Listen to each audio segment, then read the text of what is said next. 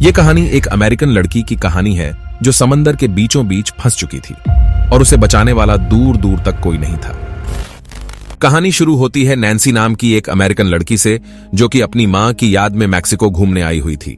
जब वो अपने मां के पेट में थी तब उसकी मां यहां के एक बीच पर घूमने आई थी और अब नैन्सी भी वहां जाना चाहती है, पर उसे उस बीच का नाम नहीं पता था।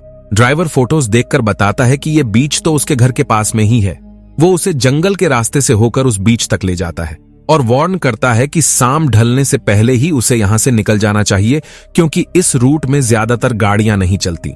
नैन्सी कहती है कि वो ओला करके चली जाएगी, लेकिन वो तो ओला उबर का नाम पहली बार सुन रहा था और बिना कुछ सवाल किए अपनी पिकअप लेकर यहां से चल देता है। जिसके बाद नैन्सी अपनी स्केटिंग बोर्ड रेडी करके पानी में उतर जाती है। उसके सामने यहाँ के दो और लोकल लड़के सर्फिंग करने के लिए एक बड़ी लहर के आने का इंतजार कर रहे थे। वो नैन्सी को यहाँ पर देखकर पूरी तरह से हैरान हो जाते हैं क्योंकि जिस बीच पर जल्दी कोई लोकल भी नहीं आता वहां पर एक अमेरिकन लड़की आई हुई थी और अब जैसे ही समंदर में लहर उठती है ये लोग सर्फिंग करना शुरू करते हैं। उनके साथ साथ नैन्सी भी 2-3 घंटे तक खूब सर्फिंग करती है और मन भर जाने के बाद बाहर आकर अपनी छोटी बहन को वीडियो कॉल लगाती है। उसके डैड उसे वीडियो कॉल पर देख परेशान हो जाते हैं क्योंकि नैन्सी की मां की अचानक मौत होने के बाद से वो घर छोड़कर चली गई थी और उसके मेडिकल की पढ़ाई भी अधूरी रह गई थी। उसके डैड उसे पढ़ाई पूरी करने के लिए घर वापस बुलाते हैं, पर वो अपनी मां की डेथ से काफी अपसेट थी और दुखी होकर वो एक बार फिर सर्फिंग करने चली जाती है।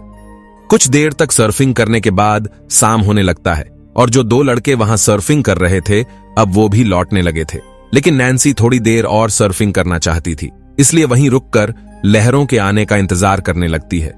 तभी उसे नीचे कुछ हलचल महसूस होता है और अगले ही पल वहां से कुछ डॉल्फिन्स छलांग लगाते हुए उसके पास से गुजरती है, जिनके पीछे पीछे वो समंदर के काफी अंदर तक चली जाती है, जहां पर वो एक बहुत बड़ी व्हेल मछली को देखती है जो कि मर चुकी थी और पक्षी उसे नोच नोच कर खा रहे थे। तभी सामने से एक बड़ी लहर उठती है। उस लहर के अंदर एक विशाल शार्क तैर रही थी जो नैन्सी को इतने जोर से टक्कर मारती है कि उसका सर्फिंग बोर्ड टूटकर अलग हो जाता है और वो नाचकर जमीन से टकरा जाती है।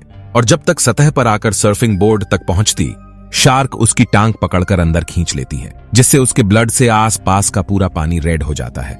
किसी तरह वो उससे छूटकर ऊपर आती है, लेकिन यहां से किनारे तक पहुंचना नामुमकिन था, इसलिए तैरकर व्हेल मछली के ऊपर चढ़ जाती है। इस शार्क ने उसका पैर बुरी तरह से काटा था, जिससे खून बहता जा रहा था। वो तुरंत उसे सर्फिंग बोर्ड के केबल से कस के बांधती है ताकि ब्लड का बहाव रुक सके। उधर वो दोनों लड़के गाड़ी लेकर निकल रहे होते हैं। उन्हें देख नैन्सी जोर से चिल्लाती है, पर वो उससे बहुत दूर थे, इसलिए उसकी आवाज वहां तक नहीं पहुंच पा रही थी और देखते ही देखते वो दोनों यहां से निकल जाते हैं। तभी शार्क व्हेल को टक्कर मार के नैन्सी को नीचे गिरा देती है। इस पॉइंट पर उसके सबसे नजदीक एक पत्थर था जो कि पानी घटने की वजह से ऊपर आ गया था। किसी तरह नैन्सी शार्क से बचकर उस पत्थर पर चढ़ जाती है, लेकिन ये शार्क उसका पीछा छोड़ने का नाम ही नहीं ले रही थी और ये पत्थर भी सुरक्षित नहीं था क्योंकि जैसे ही पानी का स्तर बढ़ेगा पत्थर डूब जाएगा और वो शार्क का निवाला बन जाएगी। इसी पत्थर पर एक घायल पक्षी भी फंसी हुई थी जिसका पंख शार्क के टकराने से टूट गया था, जिस वजह से वो उड़ नहीं पा रही थी। और अब नैन्सी अपने आप को संभाल कर चारों तरफ नजर दौड़ाती है, लेकिन उसके आसपास एक बॉयज के सिवा कुछ भी नहीं होता। दरअसल बॉयज जलमग्न वस्तुओं की स्थिति को चिन्हित करने और जहाजों को बांधने के लिए लगाया जाता है। वहीं नैन्सी के पैरों पर जरा सा भी चोट लगने पर बार बार ब्लड आ जा रहा था। ज्यादा खून बहने की वजह से वो बेहोश भी हो सकती थी, इसीलिए वो तुरंत अपनी हियरिंग निकालकर उससे 2 टांके लगाती है, जिससे दर्द के मारे उसका बुरा हाल हो जाता है, पर बर्दाश्त करने के अलावा वो कुछ नहीं कर सकती थी। देखते ही देखते अंधेरा भी हो चला था और उसे यहीं पर ही सोना पड़ता है। कुछ घंटों बाद उसके शरीर पर केकड़े चढ़ना शुरू करते हैं, जिससे डरकर उसकी नींद खुल जाती है और वो उनको अपनी स्टेमिना बढ़ाने के लिए मारकर खाना शुरू करती है, क्योंकि ज्यादा ब्लड बहने के कारण उसे कमजोरी होने लगी थी और उसका पैर भी सुन्न पड़ गया था। तभी उसे कुछ दूरी पर उसका सर्फिंग बोर्ड नजर आता है। उसे लग रहा था कि शार्क चली गई होगी और वो सर्फिंग बोर्ड को लेकर आराम से बाहर निकल जाएगी, लेकिन जैसे ही वो सर्फिंग बोर्ड की तरफ तैरती है उसका ब्लड पानी में फैलने लगता है, जिससे शार्क उसका पीछा करने लगती है, जिस वजह से उसे वापस पत्थर पर लौटना पड़ता है और वो एक बार फिर दर्द के मारे बिलबिला उठती है।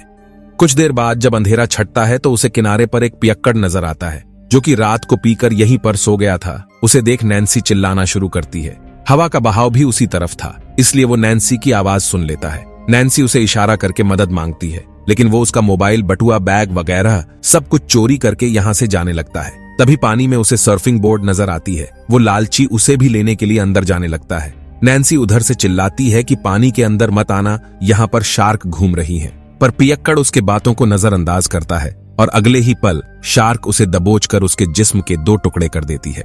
इसके कुछ घंटे बाद कल जो 2 लड़के सर्फिंग करने आए थे वो आज भी आ चुके थे। नैन्सी उन्हें देख चिल्लाती है कि वापस चले जाओ, पानी के अंदर शार्क है।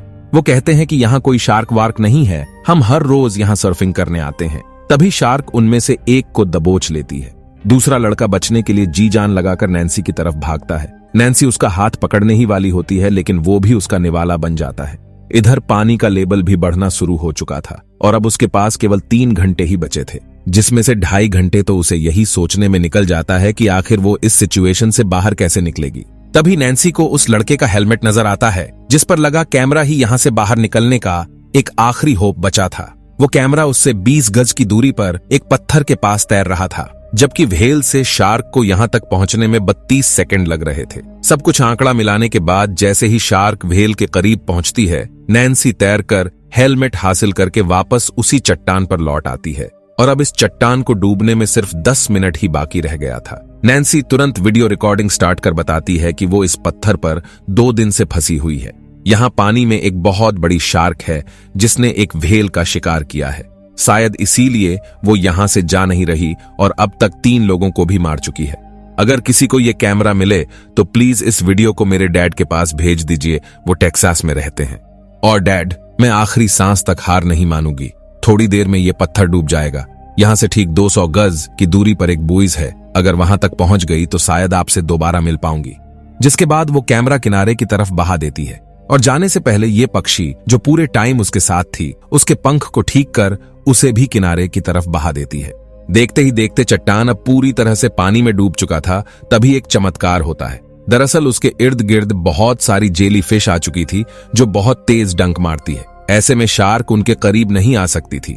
नैन्सी समझ जाती है कि ये उसका गोल्डन चांस है और छलांग लगाकर बूया की तरफ बढ़ती है। इधर शार्क पीछा कर उसे पकड़ने ही वाला होता है कि तभी वो एक लंबी सांस लेकर जेली फिश के झुंड के बीच आकर अपने आप को बचाती है, जहां पर उसे उनका डंक भी सहना पड़ता है। यहाँ से कुछ ही दूरी पर बूया का जंजीर दिख रहा था।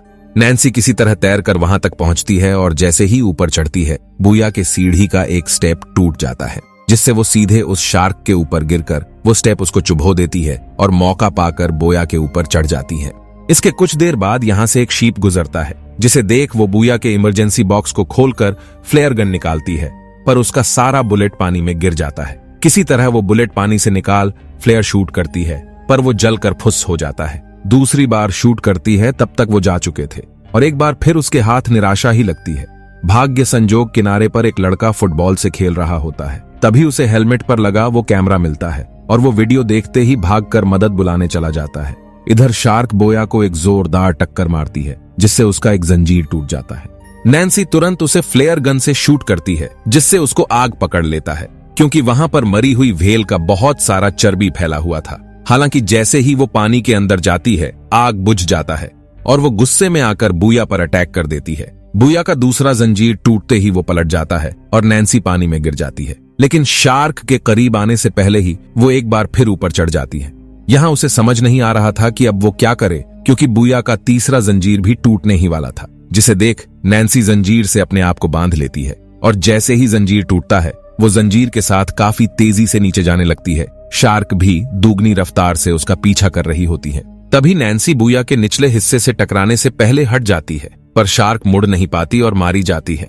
लेकिन इतना कोशिश करने के बाद भी कोई फायदा नहीं होता, क्योंकि नैन्सी की सांस खत्म हो चुकी थी और वो ऊपर पहुंचने से पहले ही बेहोश होने वाली थी। तब तक वो लड़का जिसे कैमरा मिला था, वो अपने पिता को लेकर यहाँ आ चुका था। ये वही ड्राइवर रहता है जिसने नैन्सी को यहाँ ड्रॉप करते समय बताया था कि उसका घर यही पास में ही है। वहीं पानी का बहाव नैन्सी को किनारे तक ले आया था, जिसे बाहर निकालकर बचा लेते हैं। इस कहानी से हमें ये सीख मिलती है कि परिस्थितियां चाहे जैसी भी हो, हमें अंत तक लड़ते रहना चाहिए। बाकी आपने इस कहानी से क्या सबक सीखा, हमें कमेंट बॉक्स में जरूर बताएं।